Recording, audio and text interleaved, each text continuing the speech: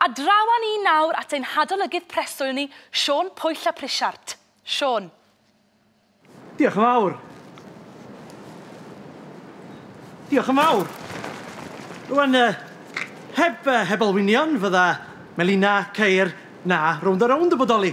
Dwi yma yng Nghorris heno ar gyfer argoriad arddangosfa arbennig sy'n chroniclo hanes yr olwyn. Be am i ni fynd i mewn i roed tro ni?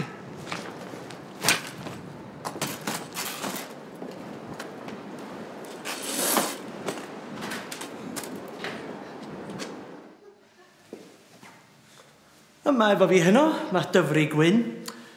Gŵr sydd wedi bod yn ymgyrchu brwd i gael arddangosfa olwynion yma yng Nghorris. A Jim Lewis, gŵr hynaf Corris, sy'n cofio'r olwyn gynta yn cyrraedd y pentra. Dyfri yn gynta, ers faint da chi wedi bod yn brwydro i gael yr arddangosfa yma yng Nghorris? Ond yn neud yma, yn ei gyfeiriad yma. Dwi'n hen chydo. Mae'n olwynion yma. Mae'n mynd yn ymwneud, mae'n hynach a mae'n fi bellach ydyn. Mae'n slag yn haid ar ei want. A pam fod yr olwynion yma mor bwysig i chi? Pam fod yn haid wedi gwneud nhw de. Oedd yn da chi. Oedd yn da. Iawn nhw. Wel, stori drist iawn o fanna. Di. Da chi'n ddyn dewr iawn ac yn gredid i'r genedl yn da chwir, Dyfrig. Neu gai alwch chi'n Mr Wyn? Cawch, dyna'n dywyn, man do. Ie, na ni, a Jim, da chi'n cofio'r noson fwyaf cyffroes welodd Corris erioed? Wel, yn dwch ar nos lun oedd hi. Fi ddoedd na geffil allan gael gweld y ffasiwn rhyfedd oda.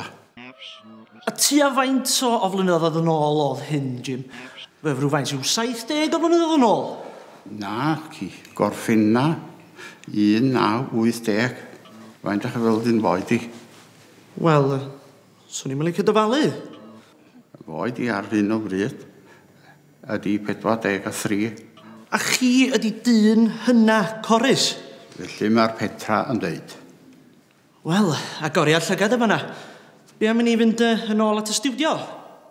Gret, diolch Siôn. Fydda ti'n lyco gweud unrhyw beth am yr arddangosfa ys ti weld? Wel ia, mae hon yn arddangosfa hanesyddol dros ben. Gan mai dyma'r tro cynta i olwynion o'r oes Jurassic hyd heddiw gael ei arddangos mewn un lle.